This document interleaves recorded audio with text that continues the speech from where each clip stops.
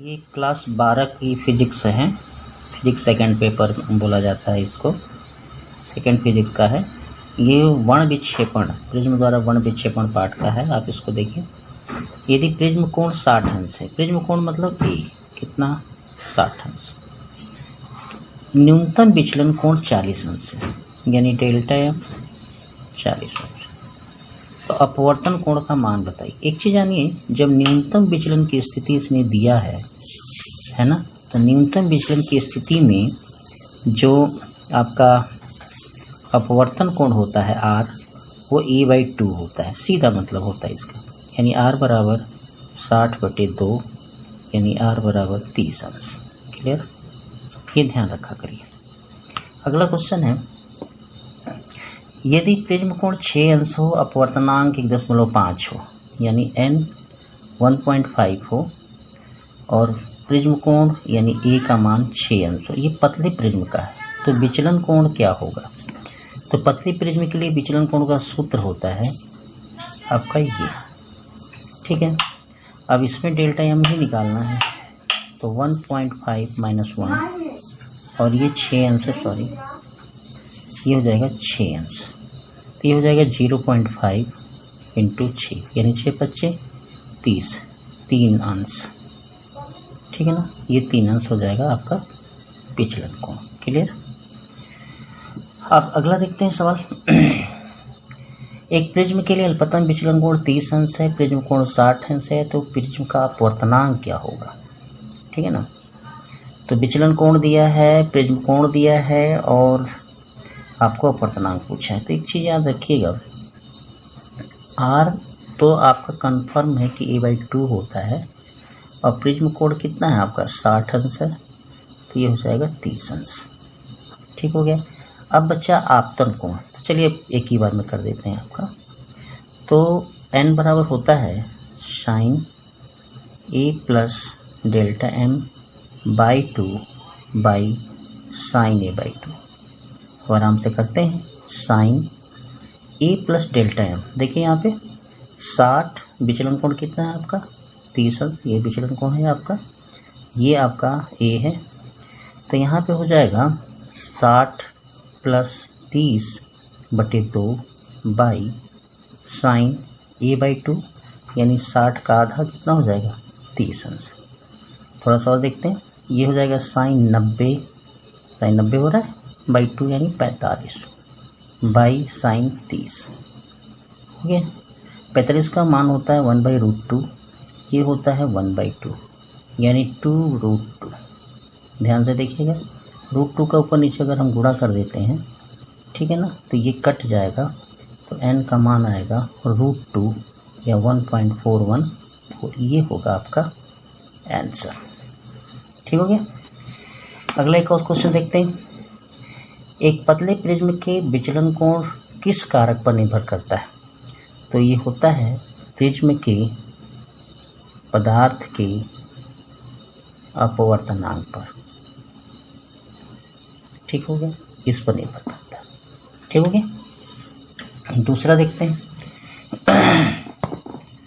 कि कांच के प्रिज्म कोण 60 अंश, यानी a बराबर 60 अंश फिक्स, अपवर्तनांक n यानी 1.5। आपतन कोण के किस मान के लिए निर्गमन कोण इक्वल होता है ना। तो देखिए, जब आपका दोनों मान आपस में बराबर हो जाएगा, आपतन कोण के किस मान के लिए निर्गमन कोण बराबर होता है, मतलब ये से कहते हैं स्पेशल न्यूनतम विचलन की स्थिति। न्यूनतम विचलन की स्थिति में ही आपतन कोण और अपवर्तन कोण आपस में बराबर होते हैं, निर्गत कोण बराबर होते हैं। तो अब इसके लिए आपको आपतन कोण पूछा है, तो n बराबर हो जाएगा sin i/sin r। आपको किसका मान निकालना है? i का, अपवर्तनांक i आपतन कोण का। तो n का मान हो गया 1.5, sin i आपको रहने दीजिए बट्टे sin r। देखिए r अभी बताए थे हम पीछे के वीडियो में कि a/2 होगा न्यूनतम विचलन की स्थिति में, यानी 60/2 यानी 30 अंश। तो 1.5 sin i/sin 30 है ना।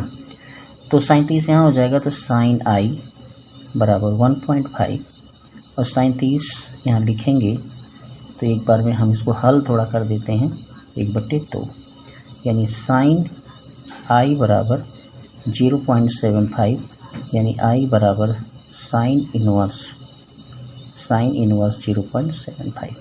ये आपका आंसर हो जाएगा आपतन कोण का। किस आपतन कोण के लिए ये मान आपका आ जाएगा। और नहीं तो आप थोड़ा सा अलग करना चाहते हैं तो इसको थोड़ा सा भाग दे के भी कर सकते हैं, ठीक है। आप इसको ऐसे भी कर सकते हैं, साइन इनवर्स 50/100 हो जाएगा, 25 या 75, इतना भी लिख सकते हैं, ठीक है। अगला क्वेश्चन है, परिक्षेपण किस पर निर्भर करता है, कारण बताइए। ये होगा पदार्थ कांच के प्रिज्म के पदार्थ के अपवर्तनांक पर, है ना, अपवर्तनांक पर या प्रकृति पर भी आप कह सकते हैं, पदार्थ की प्रकृति पर, जो प्रिज्म जिससे बना होता है।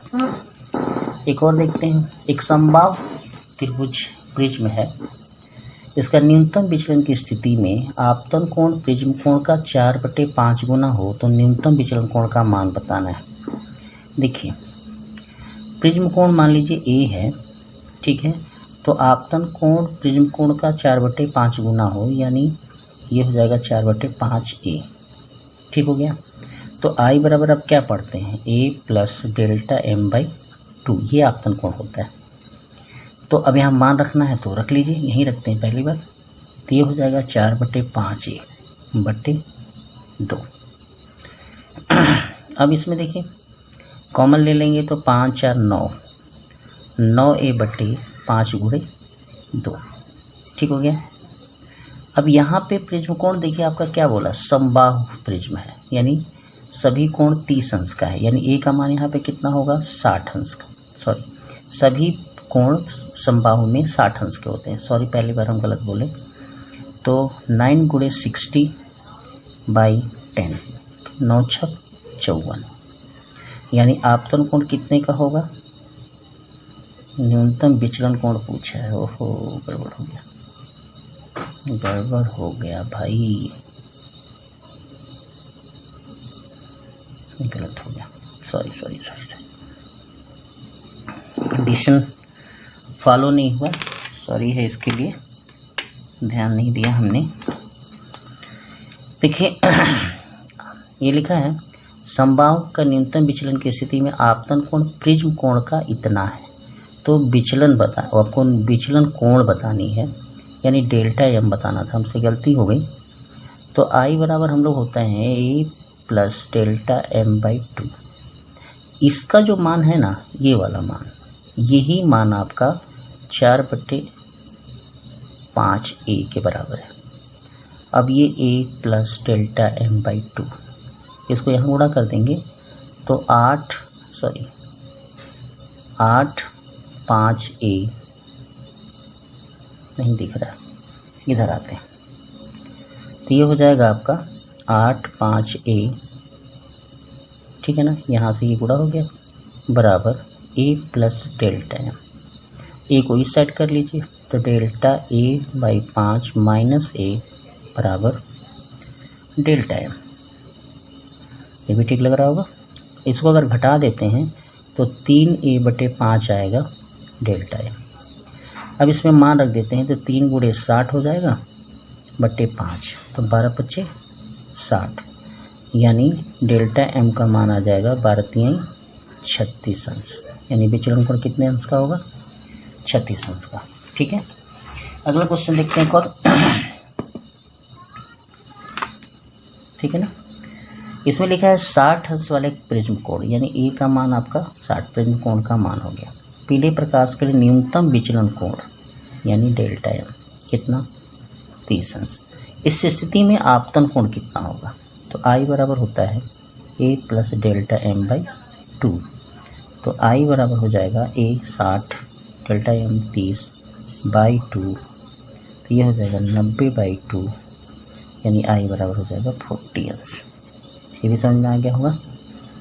हाँ, अब हम लोग देखते हैं ये वाला क्वेश्चन। लिखा है कि किसी प्रिज्म के अल्पतम विचलन कोण 30 अंश यानी डेल्टा एम का मान आपका 30 अंश। प्रिज्म के प्रथम अपवर्तक पृष्ठ पर आप अपवर्तन कोण 30 अंश है यानी आर है। ये अपवर्तन कोण 30 अंश मतलब आर। ठीक हो गया। प्रिज्म के पदार्थ का अपवर्तनांक एन। बहुत सिंपल सी बात है, साइन बराबर हो जाएगा आपका एन बराबर, यानी निकालना है ना आपको, तो A plus delta M by 2 by sine A by 2। थोड़ा मेहनत करते हैं। साइन ए का मान कितना है आपका, ए का मान तो आपको डबल हो जाएगा। ये जो होता है ना ए बराबर 2r होता है, तो ए बराबर हो जाएगा 2 गुणे 30 यानी 60 अंश। तो ये हो जाएगा आपका 60 प्लस 30/2 और ये साइन जो आपको आर का मान है ये आपका 30 ऑलरेडी है। ठीक है, तो अब इसमें थोड़ा सा और मेहनत करते हैं। तो साइन 90/2 आया और साइन 30 आया एन की जगह। साइन 90 का मतलब 45, तो 45 का मतलब 1/√2, साइन 30 2 यानी 2/√2 यानी n बराबर 2√2। √2 का ऊपर नीचे गुणा कर देंगे तो ये हो जाएगा कट के √2 यानी n बराबर आएगा 1.414। आंसर। आपके सारे क्वेश्चन हमने हल कर दिया। पतले प्रिज्म, एक क्वेश्चन पे थोड़ा सा कंफ्यूजन है, हम एक बार और विचार करते हैं इसके लिए। एक पतले प्रिज्म का द्वारा विचलन कोण किस कारक पर निर्भर करता है। ठीक है, तो आप इसको लिख सकते हैं, इस पे तो करता ही है, प्रिज्म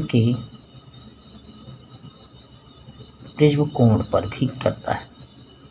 ठीक है ना, प्रिज्म कोण भी आप इसको लिख सकते हैं। ठीक है, धन्यवाद।